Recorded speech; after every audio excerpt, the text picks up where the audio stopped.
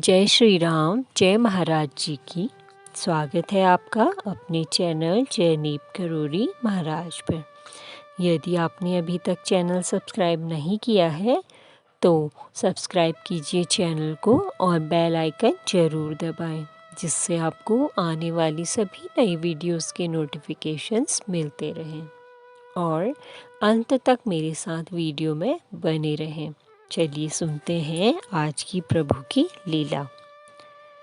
कौतुकी बाबा जी तो जहाँ मन आया वहाँ घूमते रहते थे और अपनी लीलाओं से जनता को लीक पर लाते रहते थे, और खासकर उन लोगों को जो साधु वृत्ति ग्रहण कर चुके थे। एक बार ऐसे ही बाबा जी एक साधु महात्मा के आश्रम में जा पहुँचे।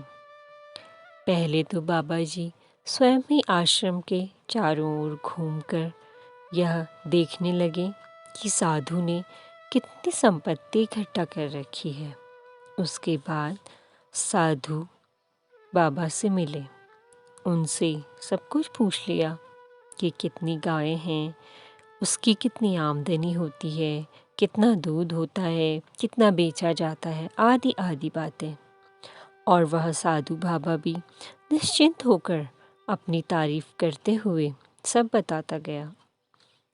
और उसके बाद बाबा जी ने उससे कहा, हमें भी एक गिलास दूध पिला दो।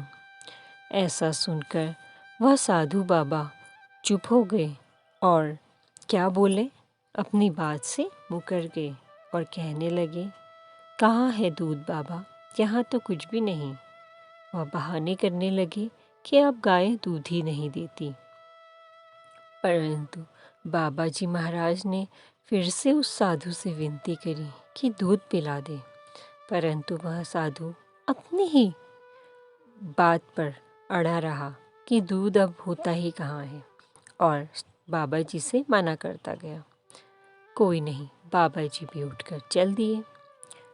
परंतु वह व्यक्ति तो साधु बन ही चुका था और साधु की प्रवृत्ति तो उसमें परंतु आई नहीं थी। अब बाबा जी ने ठान ली कि उसे तो सन्मार्ग पर लाना ही है। सो न मालूम बाबा जी ने ऐसी क्या माया फेरी कि वह साधु कुछ दिनों बाद महाराज जी को ढूंढते हुए उनके चरणों में आ गिरा,